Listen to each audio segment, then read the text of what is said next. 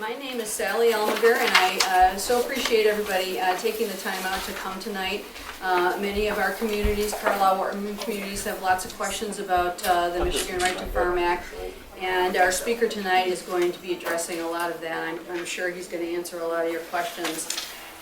This workshop is a collaboration between our office, the Michigan Department of Agriculture, and Michigan State University. I'd first like to introduce our meeting host, who's providing this room for us tonight, Matt Shane from Michigan State University. Matt's waving his hand back there. And our presenter tonight is Mr. Wayne Wortman. He is the Environmental Manager for the Michigan Department of Agriculture and Rural Development. And through this presentation, Wayne is going to provide us a framework for determining which activities are covered under the Michigan Right to Farm Act and which aren't, which I'm sure is a big question out there. After the presentation, we're going to take a break. And before you go back and get additional coffee or cookies, we are going to ask you to use the cards at your seat to write down questions that you have for Wayne. And then the second half of the meeting, we will be asking Wayne those questions, and he'll be responding to them. So we thought this way it'll be the most efficient way of getting questions out there. We can organize them and kind of make sure that they are addressing different themes that you have concerns about.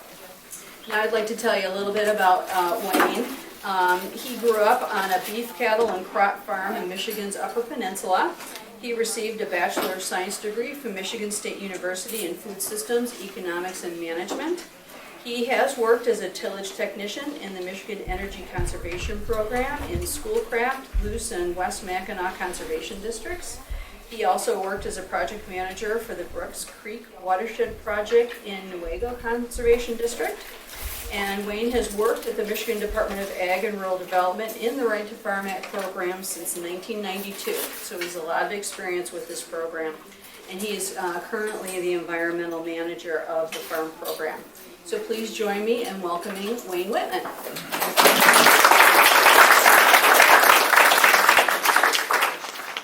Thank you very much. I really appreciate it. I will welcome any questions we have after the break, and certainly try to answer anything that may have been raised, and hopefully this presentation will answer some of those questions. So go with a nod for each new slide, all right? So as indicated here, this was first enacted in 1981. It was not the first Right to Farm Act in the country, nor was it the last, but every state has some type of right to farm legislation. And similar to others, but they're all written by their own legislature, the Michigan Right to Farm Act provides an affirmative defense for a farm against a nuisance lawsuit if the farm conforms to generally accepted agricultural and management practices. And in trying to better understand that early on, meeting with the chairs of these various GAMPS committees, Chair of the Animal Science Department pointed out that these are generally accepted. They're not necessarily the best management practices, but the objective and the science base of these is to provide a standard that a large majority of farms can and will implement. They will prevent pollution. They will help that farm utilize nutrients in the soil plant system, and they will minimize nuisance conditions. And that's still the overriding objectives of writing and editing and making changes to these GAMPs to keep them current with current research, with current technology, with current legislation. So here's Right to Farm over a period of 25 years, and just by the titles you can see where the Commission of Agriculture identified the need for a set of standards, and this indicates the first year that that set of standards was passed. And I brought them. Maybe you can see them better this way. Manure management and utilization has to do with obviously farms that have farm animals, poultry, dairy, beef, and so forth. And the conflicts that were arising back in the mid-'80s that were involving farm operations of all sizes, sometimes complaints went to the DNR. Sometimes they went to the Department of Agriculture. They may have gone to township government or other officials.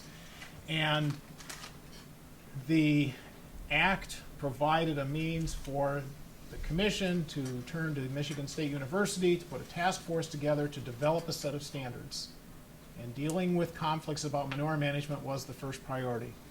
That references MSU extension bulletins for educational information and the USDA technical guide for technical standards.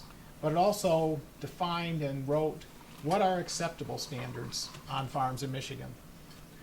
Following that, you can see by the year and the topic where the commission identified by topic various ways that farms can find standards to control nuisance conditions, to prevent pollution, to utilize nutrients. When you get down to the year 2000, and that's what a lot of this presentation is about, that was the year that the last amendment to Right to Farm took effect. June 1 of 2000 required that there be a set of standards for siting new livestock facilities or expanding existing ones. And we'll go into some information about that in this presentation. Since then, of course, irrigation water use, and in 2010, standards for farm markets. That was the first set of standards that went beyond on-farm production to marketing. So a little history in terms of the development of these. And when the Act was passed and amended in 1987 and again in 1995, some individuals went to their local units of government and asked to have ordinances enacted to restrict or further regulate farming activities within that local unit of government. Over time, some ordinances were enacted that became increasingly restrictive on farming activities and prescriptive. And the legislature responded with the most recent amendment in 1999. While the Act still has similar definitions of a farm, farm operation, farm products, the process to develop these GAMPs, this is new in '99. Beginning June 1, the express legislative intent that this Act, the Right to Farm Act, or these sets of GAMPs in terms of written published standards, preempt any local ordinance, regulation, or resolution that purports to extend or revise in any manner the provisions of this Act or these GAMPs. It's a conditional preemption. It's not a blanket. It's only if we have something clearly defined in the Act or in one of these GAMPs, and we can tell if that farm is meeting that standard or not.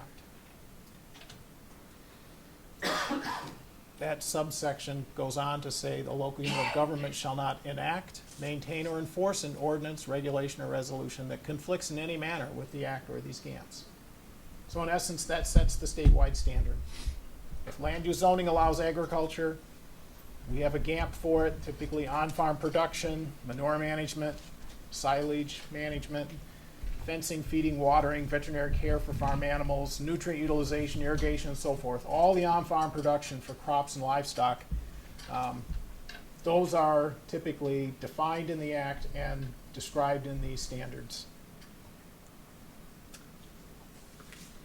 That amendment came with a condition on the department that we will also have draft GAMPs by May 1 of 2000 for acceptable practices for site selection and odor control at new and expanding animal livestock facilities. The Commission shall adopt such practices by June 1, which they did. On June 1 of 2000, the first set of standards for site selection and odor control for new and expanding livestock facilities was enacted. The Act also requires an annual review process. So these are not promulgated rules that may only change every decade or so. Every year, the task force chair is contacted to see if there are any new standards, new practices, changes in legislation, research, technology that would affect these. that should be proposed for amendments or edits to these. Some have changed every year, some don't change every year. But they do review them annually and are revised as considered necessary. So, in the context of the late 90s and the year 2000, the experience we had up to date was conflicts, complaints about manure management or mismanagement, siting of facilities, not all large, not all small, but looking at urban encroachment of residential and other land use into rural areas where there were existing farms. And so when this task force was formed in January of 2000, right after the act was amended, we looked at factors for rural Michigan, out in the countryside, out in the townships, out in the rural areas where all the farms are. And at the time, the committee drew a line or had a threshold that said if there's less than 50 animal units, and animal units is defined in the Federal Code of Regulations in terms of 50 1,000-pound beef steers. It's equivalent roughly to the live weight of 1,000 pounds is one animal unit.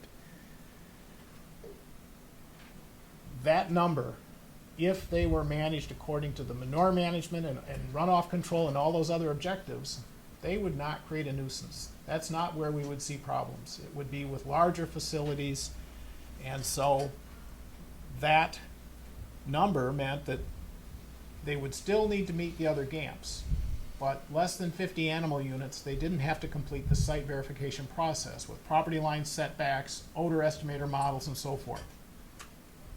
That was the norm at the time, and that's what worked.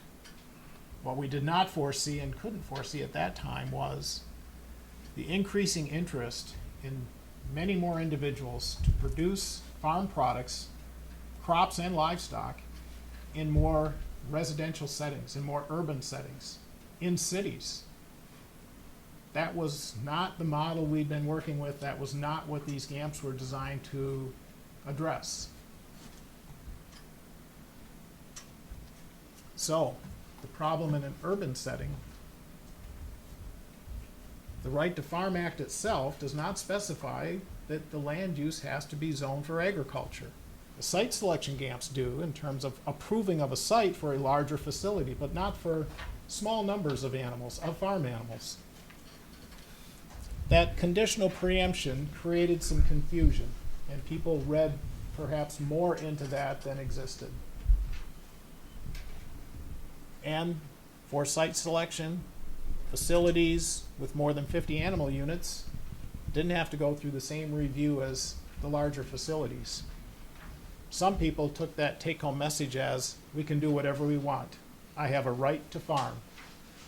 That's only a title. It is an affirmative defense that a farm may earn by meeting the standards. But those things happen. So, as we got 10 years into the new millennium, the increasing interest in small numbers of typically small animals in backyards in many urban settings continued. And the task force had work groups. There was a lot of interest in trying to resolve this, to try to find a reasonable way to accommodate this, even though historically everything had been about rural settings. So the Commission of Agriculture put a condition in each of the GAMPs in the preface that it does not apply in municipalities with a population of 100,000 where a zoning ordinance has been enacted to allow for agriculture. There are 7 cities in Michigan with more than 100,000 people. And if those cities have an ordinance, that's a community-based standard that they can have to determine the suitability of having farm animals in their cities. Detroit has since passed an ordinance for cultivation, for crop production, greenhouses, urban farms, community gardens, not for livestock. Livestock is a whole nother animal, literally, than raising crops. But that has not stopped the interest in people wanting to know, how do we do this? How do we do this well in an urban setting? In 2014, after a number of efforts by a number of people and a lot of stakeholders and a lot of interest in How do we find a reasonable way to accommodate this and accommodate all people that may live in the country, may live in a city, and are not crazy about having farm animals right next door? After a lot of work, April of 2014, the commission approved that year's revision to allow for the evaluation of the property to determine, is it appropriate to have less than 50 animal units. So category 1, very rural, very few non-farm neighbors, typically well suited for all sizes. Category 2, some urban encroachment, zoning allows ag, it may be suitable, but they may have to use some special technology to control odor in those settings. If it's not 1 or 2, then it needs to be a 3 or 4. We'll get into some detail in terms of how they are evaluated as a category 3 site, but this change created a category 4 site, which is not acceptable for any number of livestock, large or small. However, the possession and raising of animals may be authorized in those areas pursuant to local ordinance designed for that purpose. So local unit of government may still approve having farm animals there, even though they don't fit the definition in the GAMP. They're not suitable in terms of the way it's defined in the GAMP. And that concept was, is the land primarily residential in use? It may even be zoned residential, but there are very few homes around, and a small number of animals may be suitable, and we may be able to approve that in terms of that's a suitable site because of those conditions. But as you get more and more neighbors, and neighbors closer and closer to the pen or the corral or the chicken coop, there is a point at which that conflict is too great for us to say that's a suitable site. So, a couple of questions. Does zoning include agriculture as a use by right? If it does, then it's zoned to allow agriculture. They still have to meet the GAMPs in order to conform to this to earn that nuisance protection. If it does not, it may or may not be a category 3. If it's not category 3, then it is category 4. So one of those conditions, if there are more than 13 non-farm residences within 1/8 of a mile, that's a home. That's someone's home where people live, neighbors to this place. 1/8 of a mile is not very far. It's 660 feet. So for 4-H animals, for a small number of animals, that's accommodating for those animals, for people who want to have them in those areas. Or if there's any non-farm residents within 250 feet of the facility, and that's defined, the area where the animals are kept, not a pasture, but a livestock facility. And the land use does not allow ag, then it's category 4. That's just too crowded. So there are sites that are simply not suitable, but a local unit of government on a case-by-case may allow them. And so that clarified in the GAMPs. It's not a blanket preemption. It's not okay to have them anywhere anybody wants. It's simply, if they meet that definition, it's still their responsibility to care for them and be considerate of their neighbors. But if it's category 4, that site, keeping any farm animal there, would not be in conformance to these site GAMPs, and if they're not in conformance to these GAMPs, they're not going to be able to make a claim that they have some sort of protection under right to farm. If there are less than 13, and there are none within 250 feet of the facility, category 3 would be appropriate for livestock for a small number, less than 50 animal units. What we've found is those places often have less than 1 animal unit. They may have a dozen chickens, 3 goats, and a horse, or some small number of animals on a 5-acre parcel. So one example here is if we have goats and chickens and pigs in a small lot, and maybe this is one of those 5-acre parcels. We look at 1/8 of a mile around each of those facilities. Are there more than 13 non-farm homes? Excellent. The red blocks indicate non-farm homes. There are not more than 13. First test. Then 250-foot concentric circles around the facility. goats in the upper right, chickens left of that, pigs below that. So should not be any homes under that 250 feet. Then we go 250 feet back from the non-farm homes. Well, you can see that some of those red lines cut into that parcel. That's going to indicate there are parts of that where there shouldn't be animals because they're within 250 feet of a non-farm home.